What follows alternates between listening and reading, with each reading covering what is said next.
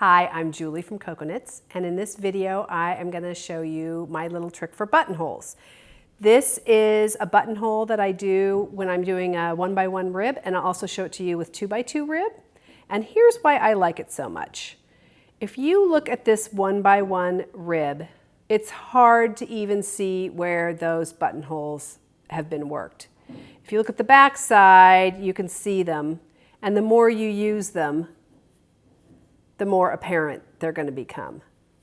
But they tend to, if you don't button your cardigan, they tend to stay pretty nice and small.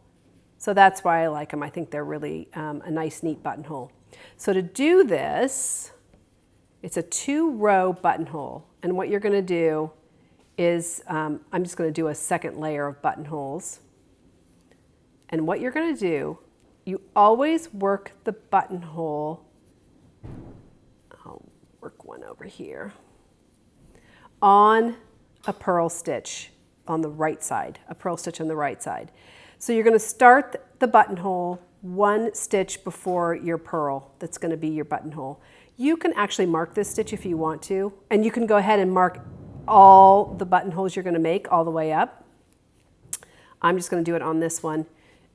So there's my buttonhole stitch right there. So the stitch before, you're going to knit one front and back into the knit stitch. Next, you're going to purl. And then you're going to take that little extra stitch you just made by knitting into the back of that knit stitch, and that you're going to pull over. That is what you're going to use as your bind off. Now immediately slip that new stitch over to your left needle and knit it together with your next knit stitch. And you can kind of manipulate that to get. And now you've got 2 knit stitches next to each other, and that hole there is where your buttonhole is going to be. So again, I'll do another one here. So you're going to knit one front and back. Purl your actual bind off stitch, pull that little extra stitch over to bind it off, slip it immediately over to your left needle and knit it together with your first knit stitch. That is how you're going to work each bind off, or each buttonhole, sorry. And then when you come back to those stitches, on the next wrong side row, and you do want to work this on a right side row. On the wrong side row, when you come to those gaps, you are just going to backwards loop cast one on where you have that space, and that is it. Let me get to that point. Here's my gap. I'm just going to backwards loop cast on one stitch. Stay in pattern, so it's purl knit.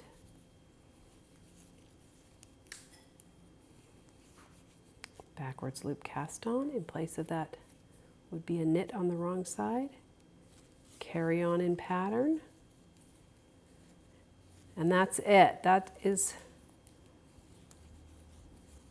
how you work that. That little knitting one front and back into the stitch before is the same trick that I use when I'm doing necklines to bind off.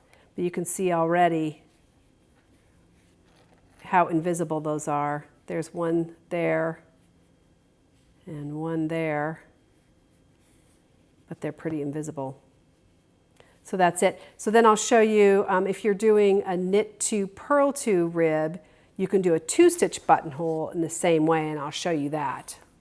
Okay, so now that was the 1x1 rib, and now I'm going to show you how, if you're working a 2x2 rib, how you can use this same method. So here you can see it's a little more evident because these are 2-stitch buttonholes, but it leaves that row of knit stitches intact, and the buttonholes take place within that purl ridge, and that's why they stay pretty neat. So to work it, it's exactly the same idea. It's just you're gonna bind off one more stitch.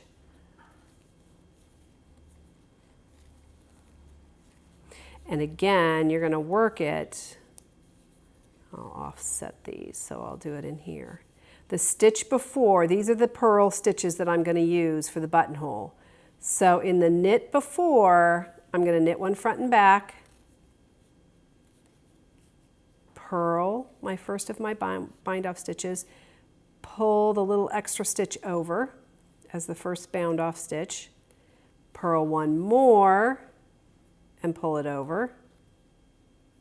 And that's the stitch you're going to slip to your left needle and knit it together with your knit stitch there. And again, you can kind of manipulate it so that neatens it up.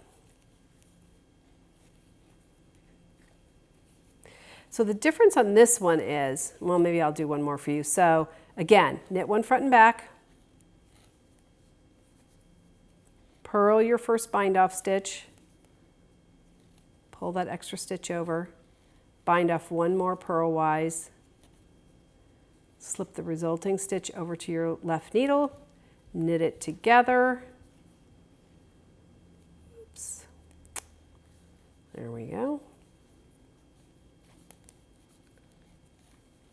And carry on. So when I cast on the stitch over those gaps, rather than casting on two,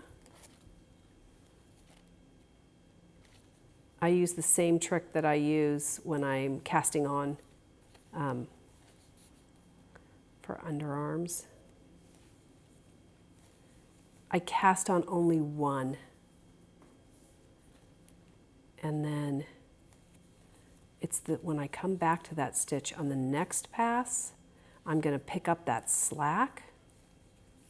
Here I go again. I'm only going to cast on one of the two stitches and carry on.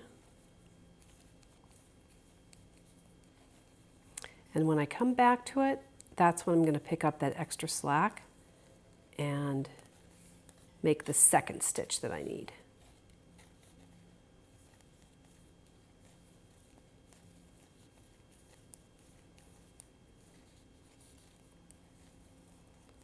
So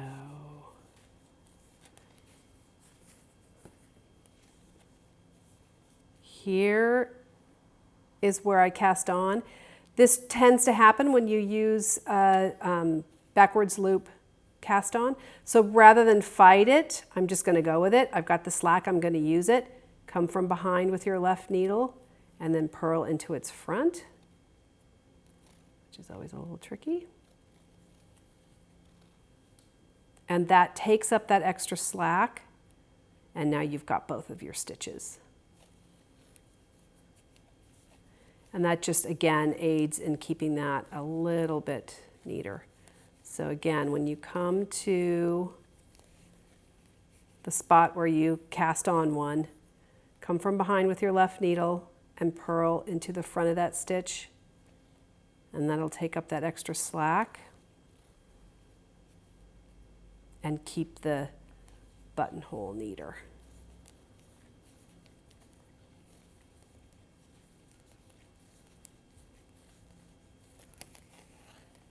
So there you go. This is what it's going to look like, and that is how I use this buttonhole method for a 2x2 rib.